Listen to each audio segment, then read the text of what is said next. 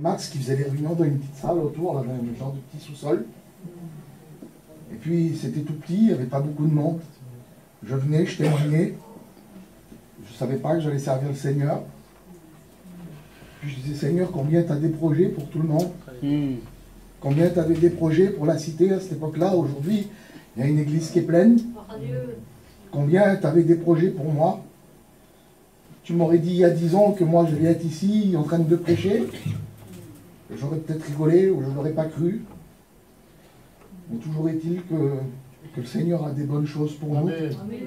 Puis je voudrais vous lire un texte qui va avec ce que je vous dis. Ce texte, il est dans Jérémie 29 et verset 11. Et ce texte, il est pour vous ce soir. Alléluia. Écoutez-le bien et comprenez-le.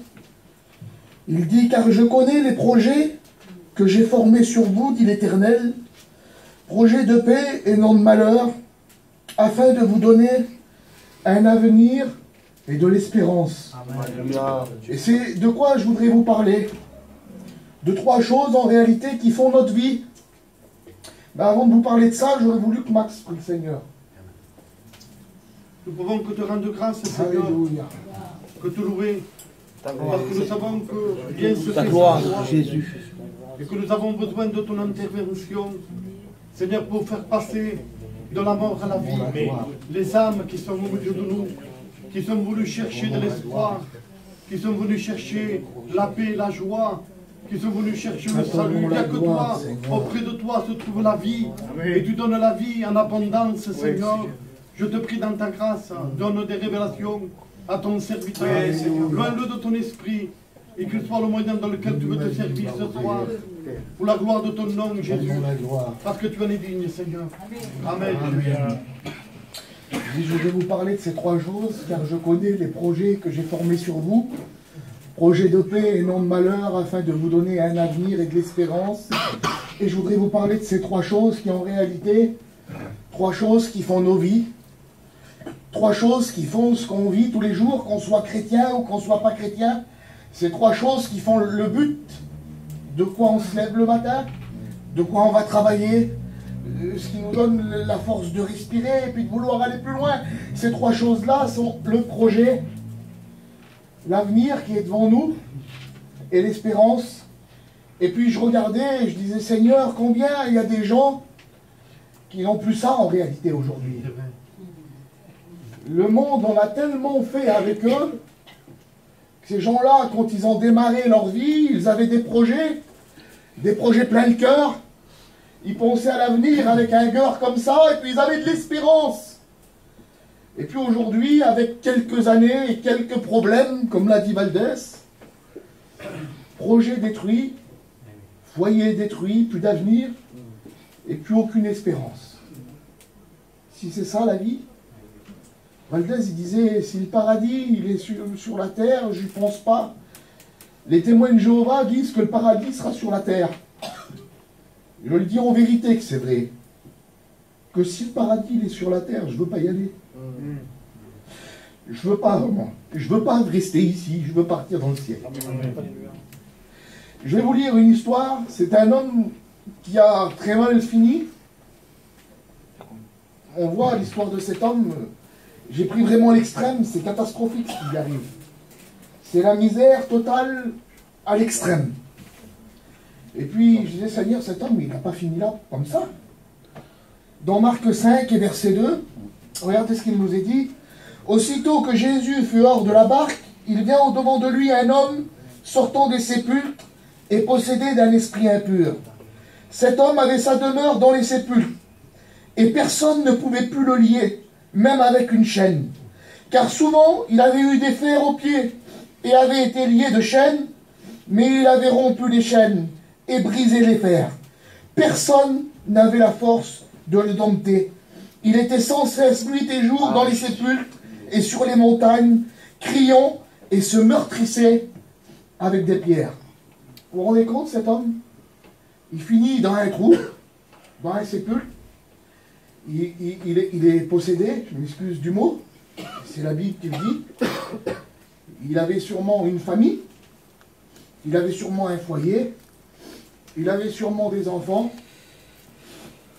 Je pense pas que lui, les projets qu'il avait quand il était plus jeune, c'était de finir dans cet état-là.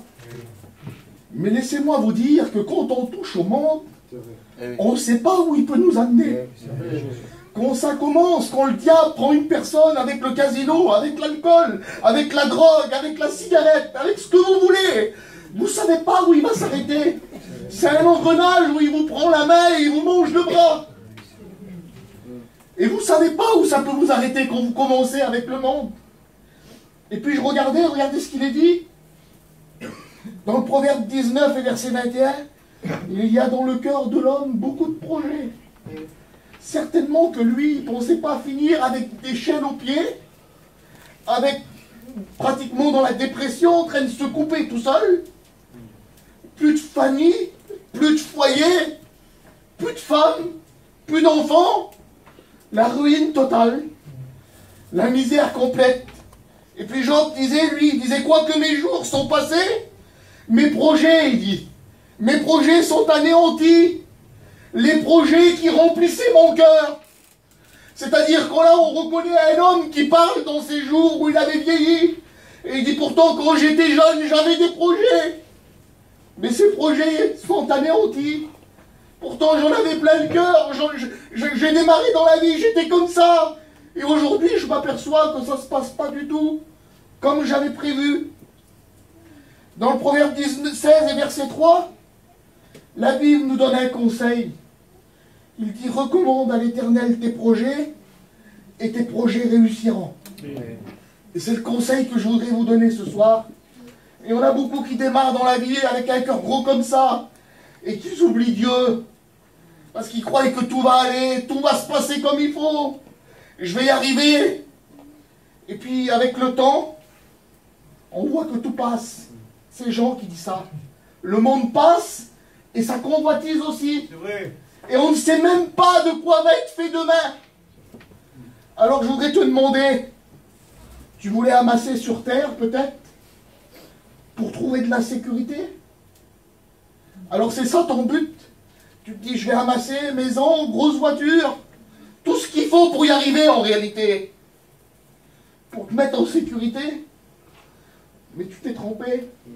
Parce que sur la terre, il n'y a pas de sécurité. Ça ne marche pas ici, ça. La seule sécurité que tu pourras trouver, c'est pas le plus grand des trésors, c'est pas remplir ton compte. La seule sécurité que tu pourras trouver, c'est Jésus. C'est Jésus qui peut te donner de la sécurité. Regardez ce qu'il est dit de la terre. Parce qu'aujourd'hui, je m'aperçois qu'il y en a trop qui veulent construire ici. Ils veulent monter des châteaux sur terre, se construisant leur petit paradis ici. Mais ça ne marchera pas. Vous savez, je suis jeune, j'ai 33 ans. Mais je vous le dis de la part de Dieu, ça ne marchera pas. Si vous voulez construire votre petit paradis, votre petit vie rêvé sur terre, ça ne marchera pas. La terre, elle s'écroule. Il n'y a plus rien qui tournera. Regardez autour de vous. Vous voyez là, les présidents, ils se réunissent. Le président d'Amérique, il vient jusqu'en France, à Paris, pour voir le climat, pour voir la terre qui va plus, il n'y a plus d'eau, il n'y a plus de soleil, il brûle. Vous voulez construire ici? Regardez ce que Dieu dit de la terre, Ésaïe 24 et verset 20.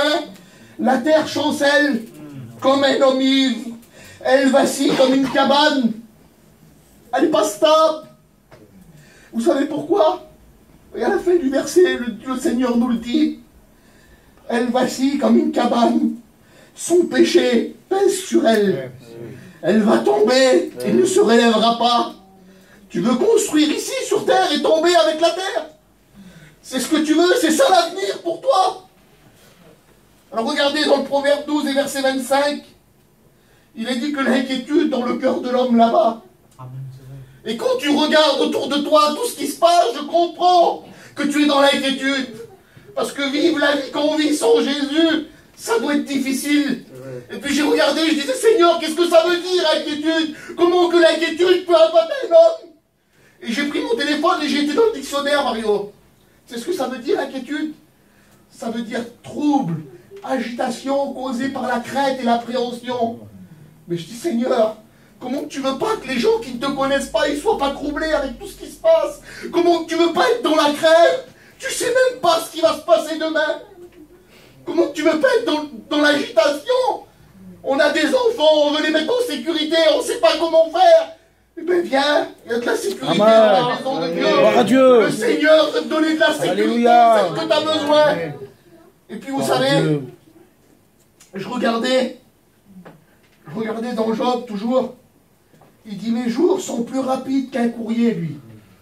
Toi, un courrier, ça va vite, une lettre à passe. Mes jours sont plus rapides qu'un courrier sans avoir vu le bonheur. C'est-à-dire que l'homme, il parle, là, il fait comprendre que sa vie, elle est passée, il n'a pas connu le bonheur. Et c'est peut-être ce qui se passe pour toi. Tu vois que tu as eu 20 ans, tu as eu 25 ans, tu as eu 30 ans, tu as eu 35 ans, tu as tout eu. Mais tu n'as pas encore connu le bonheur, le vrai bonheur. Tu sais, comme le petit cantique qu'on chante. Si tu veux le bonheur, le vrai bonheur, laisse entrer Jésus dans ton cœur. C'est ça la solution. Amen. Faut laisser entrer Jésus ce soir. C'est le seul qui pourra te donner le bonheur. Alléluia. C'est le seul qui pourra t'apporter la paix. C'est le seul qui pourra te remplir le vide que tu as dans ton cœur. Et je vais vous lire un verset. Jérémie 31, verset 17. Il dit, c'est le Seigneur qui parle. Il te donne la solution en 2 mots. Il dit qu'il y a de l'espérance pour ton avenir. Amen. Comment? Tu nous dis que la terre va s'écrouler, maintenant tu nous dis qu'il n'y a pas d'avenir, et maintenant tu nous dis qu'il y a de l'espérance pour l'avenir. Oui, je me contredis pas. Il y a de l'espérance, mais en Dieu. Amen. En Dieu, il y a de l'espérance. Alléluia. Et je regardais, vous savez, la Bible nous conseille, 1 Timothée 6, verset 19, de s'amasser pour l'avenir un trésor. Mais comment? Tu viens de me dire qu'il ne fallait pas s'amasser de trésor? Non, je ne vous parle pas du trésor ici, moi. Je vous parle du trésor dans le ciel. Amen. S'amasser pour l'avenir un trésor, la Bible nous dit, placé sur un fondement solide, afin d'obtenir la vie éternelle. Le vrai trésor et le seul fondement solide, c'est Jésus. Gloire à Dieu. Et je regardais, et puis je disais, Seigneur, combien t'es bon. Combien t'es bon. Combien tu veux donner un avenir et de l'espérance aux gens qui sont là. Mais il y a des gens qui ne veulent pas. Un Corinthien nous en parle. Il dit, si notre espérance est sur terre, alors nous sommes le plus malheureux des hommes. Alors là, tu as ta réponse. Tu te dis, pourquoi, Seigneur? Je ne comprends pas. J'ai tout pour être heureux et je suis malheureux. Ben parce que ton espérance est sur terre. Voilà pourquoi tu es malheureux. Quand tu auras placé ton espérance en Dieu, et que tu auras placé ton espérance dans le ciel, tu deviendras un homme heureux, Bélo. C'est ça qui donne la paix. C'est ça qui donne la joie, c'est Jésus. Mais c'est quoi l'espérance? Vous voulez que je vous en parle de l'espérance? C'est ce que j'attends tous les jours. C'est ma richesse à moi. Mon espérance, c'est Jean 14, quand le Seigneur il vient dans mon cœur et qu'il me dit, Fils, je suis parti te préparer une place dans le ciel, afin que là où je suis, je veux que tu sois aussi. J'ai ma maison dans le ciel. C'est quoi mon espérance? C'est Thessaloniciens 4 et verset 16. Quand le Seigneur il me dit au son de la trompette, à la voix d'un archange, ceux qui sont partis, ma famille qui m'ont devancé, eux ressusciteront. Et moi, je partirai dans le ciel avec le Seigneur. Ça, c'est l'espérance. Mais comment vous voulez que mon cœur ne soit pas dans la joie, moi? C'est mon espérance. Amen. C'est ma richesse. À Dieu soit la gloire. Alors, Seigneur, Ah, Jésus. je voudrais vous dire des mots tout simples. J'ai pas de mots compliqués. Bientôt, on part. Amen.